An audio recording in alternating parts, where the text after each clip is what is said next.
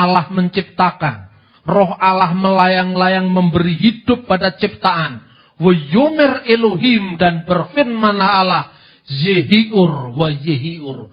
Jadilah terang, maka terang itu jadi. Di sini kita sudah mengenal Tritunggal. Elohim, Ruah Elohim, Yumer Elohim.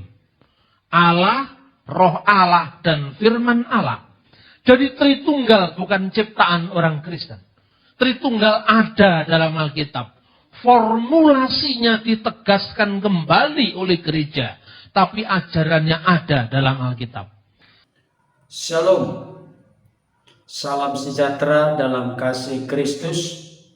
Pada kesempatan ini secara khusus saya akan membahas satu topik penting, menarik untuk kita perhatikan dan simak bersama, dengan judul Dr. Bambang Nursena menjawab tuntas kesalahpahaman Islam dan saksi Yehova terkait Tritunggal, keilahian, dan ketuhanan Yesus. Saudaraku yang dikasihi oleh Tuhan, ulasan atau pembahasan ini memiliki durasi yang cukup panjang. Oleh karena itu, saya akan membaginya dalam dua bagian sehingga tidak terlalu panjang untuk didengarkan, diperhatikan, dan disimak oleh Bapak Ibu Saudara, termasuk saudara-saudara kita dari kalangan Kristen maupun dari kalangan di luar Kristen, secara khusus kepada saudara kita yang beragama Islam.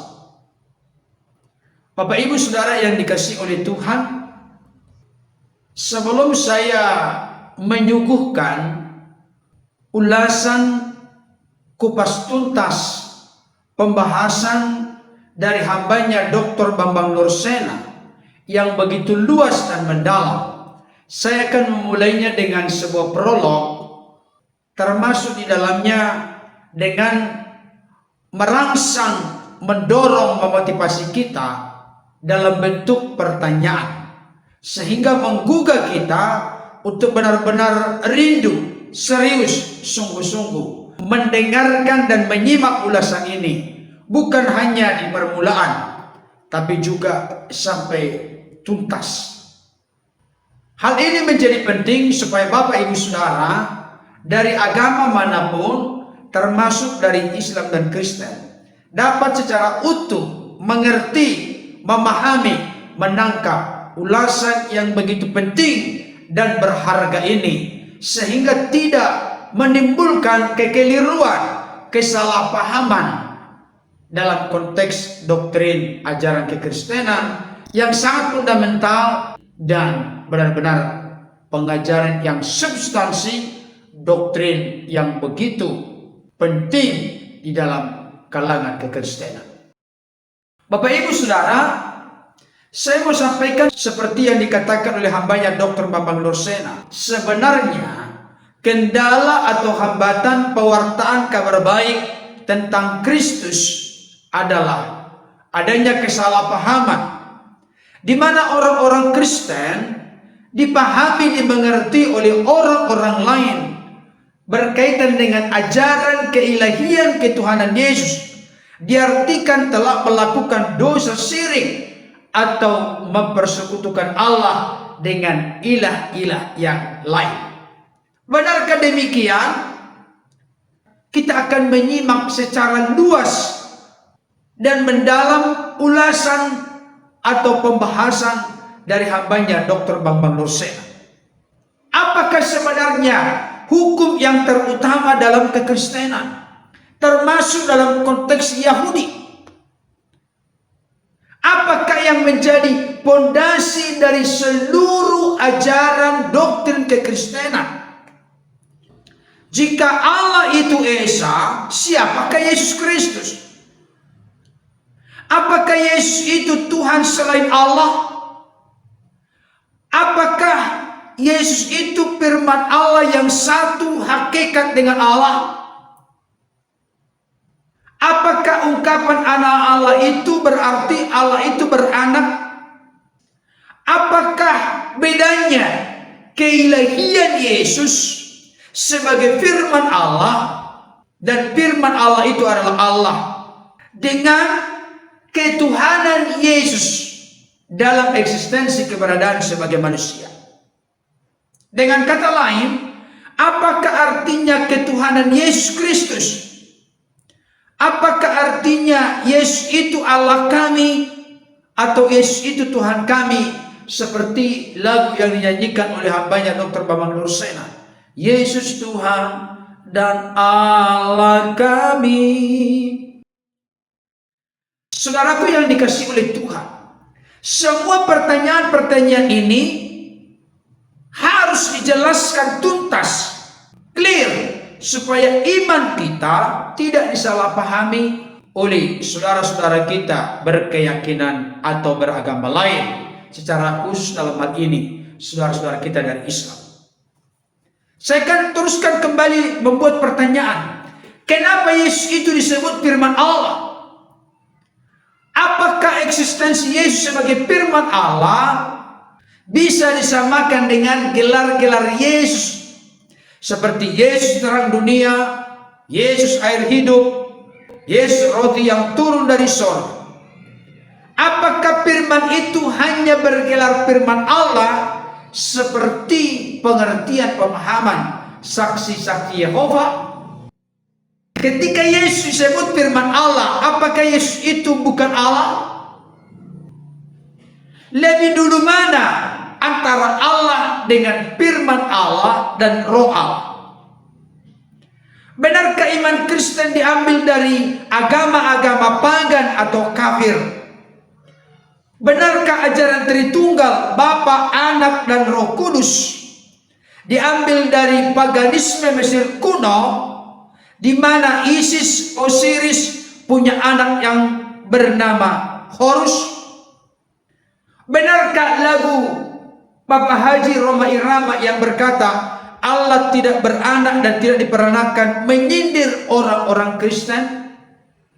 Saudaraku yang dikasihi Tuhan, karena pertanyaan-pertanyaan ini begitu luas dan mendalam, saya berharap dengan Bapak Ibu Saudara menyimak, mendengarkan, memperhatikan secara serius ulasan atau pembahasan hambanya Dr. Bambang Nursena dari awal sampai akhir secara tuntas. Maka Bapak Ibu Saudara yang selama ini menyalahpahami keyakinan atau doktrin ajaran kekristenan yang sangat fundamental atau substansi ini akan terjawab dengan tuntas. Oleh karena itu, mari siapkan dan luangkan waktu untuk mengikuti ulasan ini yang saya buat dalam 2 bagian, dengan prolog pendahuluan yang sama berupa pernyataan dan pertanyaan. Selamat menyimak, mendengarkan, dan memperhatikan. Saudara-saudara yang terkasih dalam Tuhan, salah satu hambatan di mana pewartaan kabar baik tentang Kristus itu adalah kesalahpahaman. Seolah-olah orang Kristen dengan ajaran tentang keilahian dan ketuhanan Yesus itu diartikan telah melakukan dosa yang dinamakan syirik. Syirik itu artinya mempersekutukan Allah dengan ilah-ilah yang lain. Oleh karena itu, kita harus mengetahui bahwa hukum yang paling utama yang diajarkan oleh Kristus sendiri adalah yang disebut Shema Israel. Ungkapan ini berasal dari Markus pasal 12 ayat 29 yang merupakan kutipan dari Ulangan pasal 6 ayat 4. Ulangan adalah bagian dari kitab Taurat yang terakhir yang dalam bahasa asli disebut Elehadivarim. Ketika Yesus ditanya hukum mana yang paling utama dari segala hukum yang ada, Yesus menjawab Shema Israel, Adonai Elohenu Adonai Echad. Dengarkanlah wahai Israel, Tuhan Allah kita, Tuhan itu esa. Sehingga umat Kristen mempercayai, meyakini, bahkan menjadikan sebagai pondasi seluruh ajarannya bahwa Allah itu adalah esa.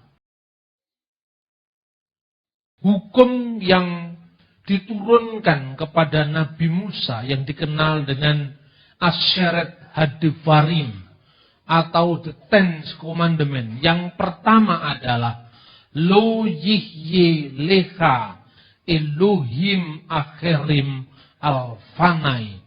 Jangan ada ilah-ilah lain di hadapan hadiratku. Dan ketika Kristus mengatakan Sema Israel, dengarkanlah wahai Israel, ahli-ahli Taurat orang Yahudi mengatakan, benar guru, benar katamu, dia itu esa, dan tidak ada yang lain kecuali dia. Dalam Markus pasal 12 ayat 32. Ungkapan tidak ada yang lain kecuali dia diterjemahkan dalam Alkitab berbahasa Arab, La ilaha illahua. Tidak ada ilah lain kecuali dia. Dan saudara jangan kaget, ungkapan la ilaha illallah itu bukan hanya ada di dalam Al-Quran. Ungkapan ini juga muncul dalam kitab Injil, bahkan jauh sebelum Al-Quran. Ucapan ini diterjemahkan dari bahasa Yunani, bahasa asli Perjanjian Baru.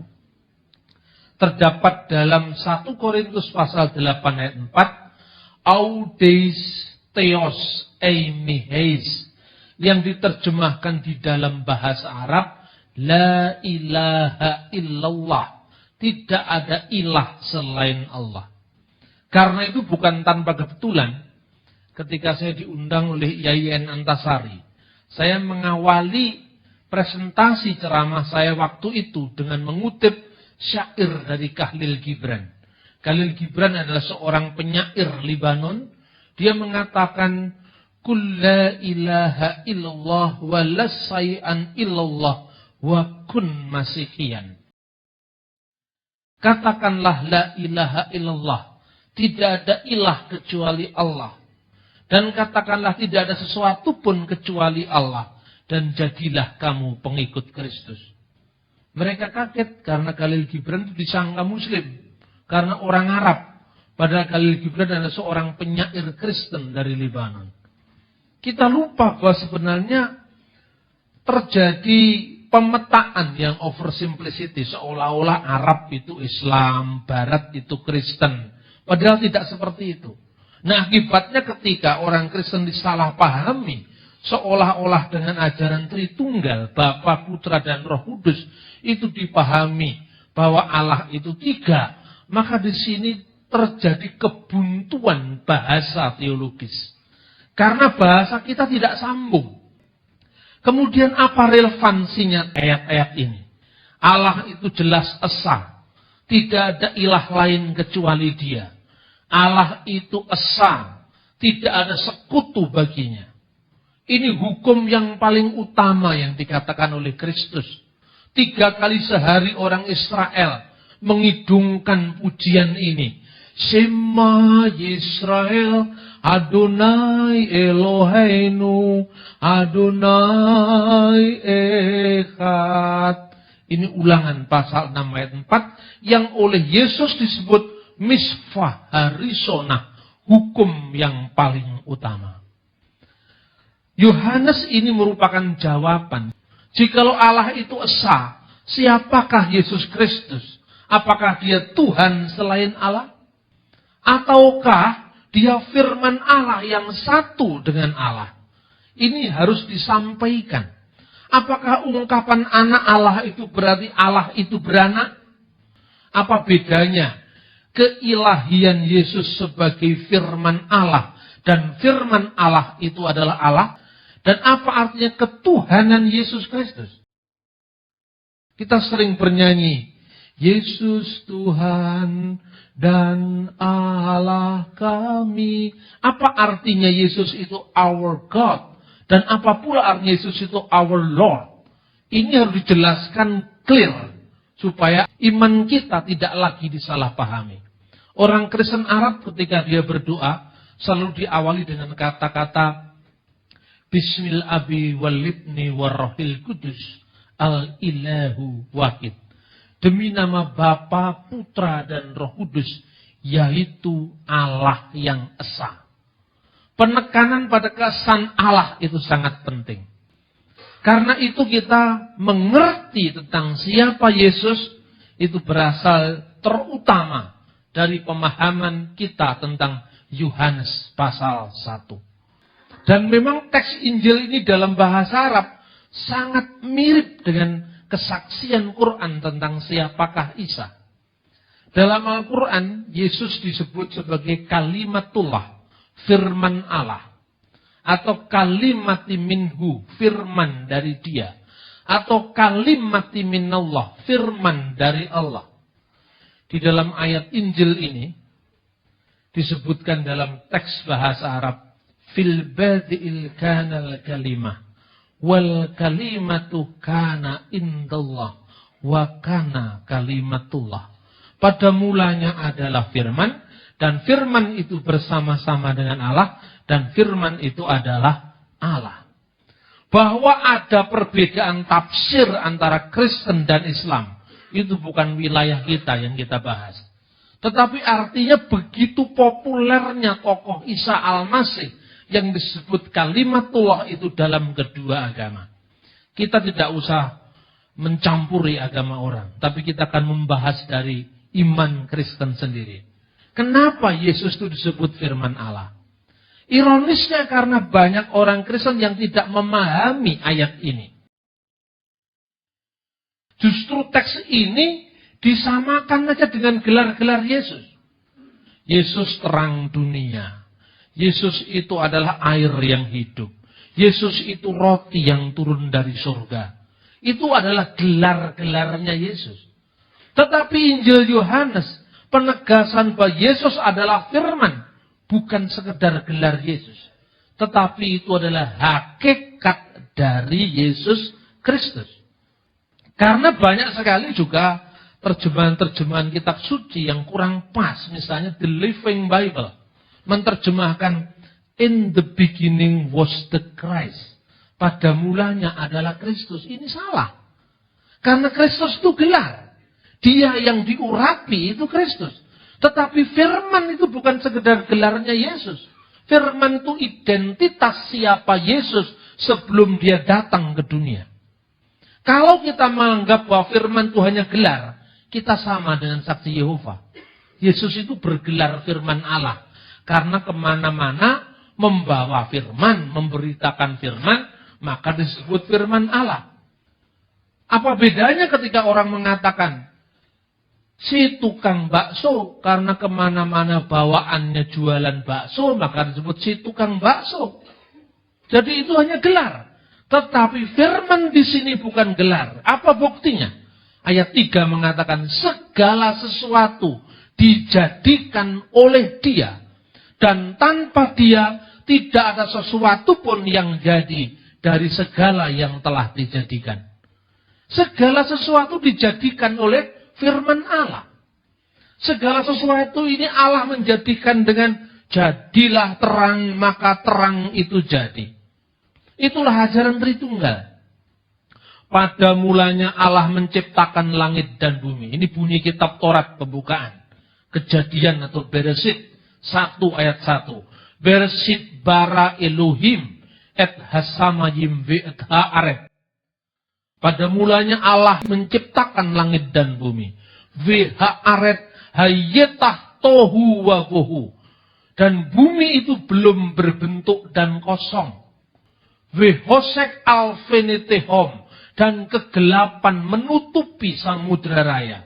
Ve ruah Elohim dan roh Allah merakefet alfinehamayim, melayang-layang di atas permukaan air. Allah menciptakan, roh Allah melayang-layang memberi hidup pada ciptaan. Wayomer Elohim, dan berfirmanlah Allah, Yehiur wa Yehiur, jadilah terang, maka terang itu jadi. Di sini kita sudah mengenal Tritunggal. Elohim, ruah Elohim, Yomer Elohim. Allah, roh Allah, dan firman Allah. Jadi Tritunggal bukan ciptaan orang Kristen. Tritunggal ada dalam Alkitab. Formulasinya ditegaskan kembali oleh gereja. Tapi ajarannya ada dalam Alkitab. Bukan hanya Alkitabnya orang Kristen. Orang Yahudi yang tidak percaya perjanjian baru.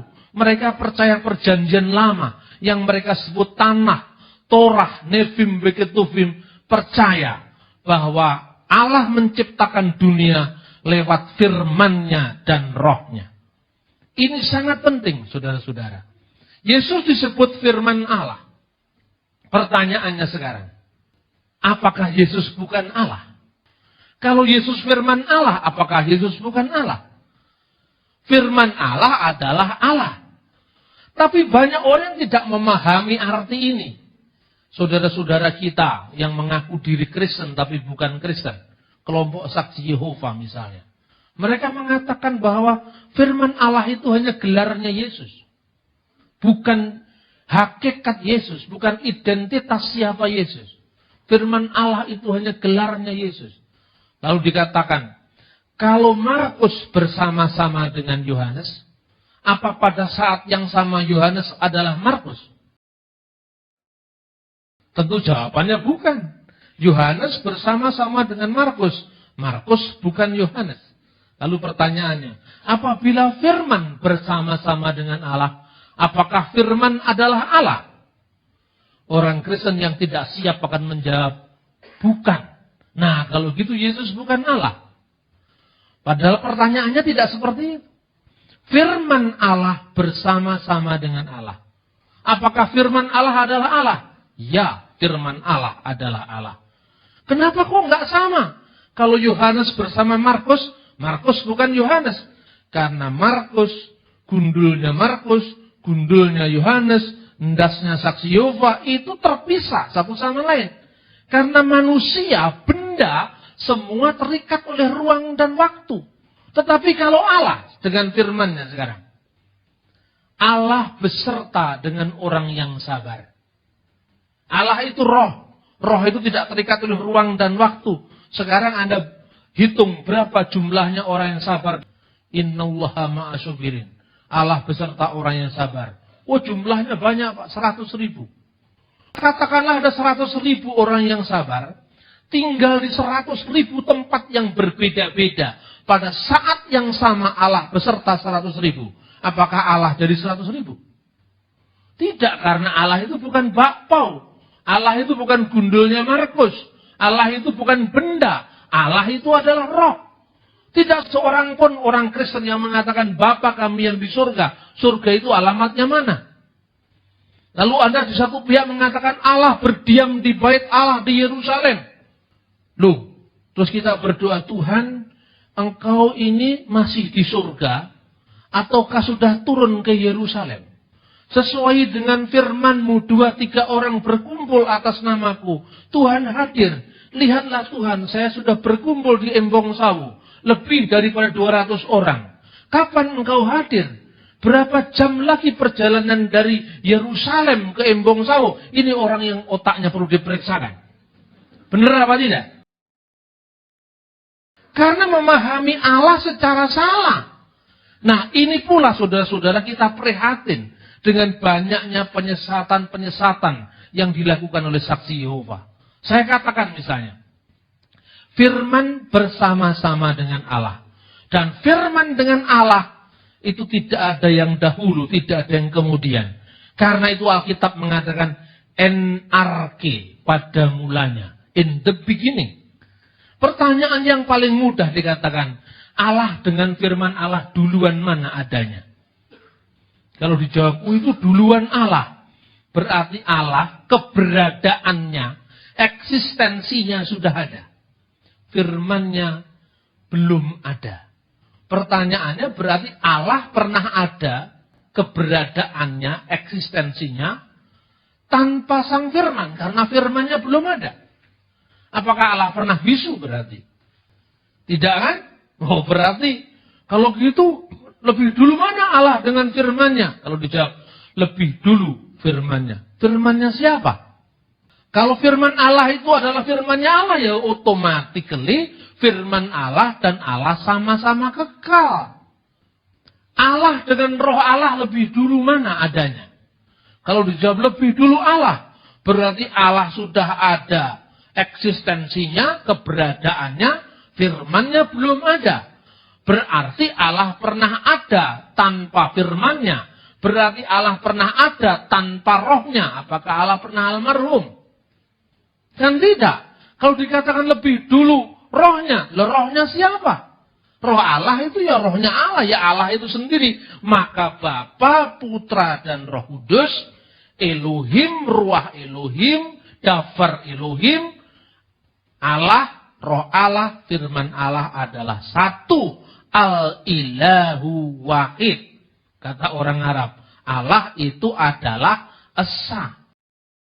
Ini jelas-jelas ditegaskan dalam Alkitab. Segala sesuatu dijadikan oleh Dia. Artinya oleh firman-Nya. Dan tanpa Dia, tanpa firman itu, tidak ada sesuatu pun yang telah jadi dari segala yang dijadikan. Tanpa firman itu tidak ada pun yang jadi dari segala yang telah dijadikan. Mazmur 33:6 mengatakan, oleh firman Tuhan langit dijadikan. Jadi langit dijadikan oleh firman Tuhan. Sekarang pertanyaannya, Yesus itu firman Allah. Jikalau Allah menciptakan dengan firman-Nya, Yesus itu ciptaan Allah apa bukan? Bukan. Kalau Yesus ciptaan Allah, pertanyaannya, siapa yang menciptakan firman Allah? Ya Allah. Bagaimana Allah menciptakan segala sesuatu? Dengan firman-Nya. Allah menciptakan dengan berfirman. Nah, kalau firman itu diciptakan sekarang, firman mana lagi yang menciptakan firman? Tidak masuk akal. Makanya firman Allah itu adalah Allah itu sendiri. Bahwa saudara-saudara yang lain tidak mengerti ini, inilah iman kita. Dan iman kita ini bisa dijelaskan dengan begitu clear. Karena firman Allah adalah Allah itu sendiri.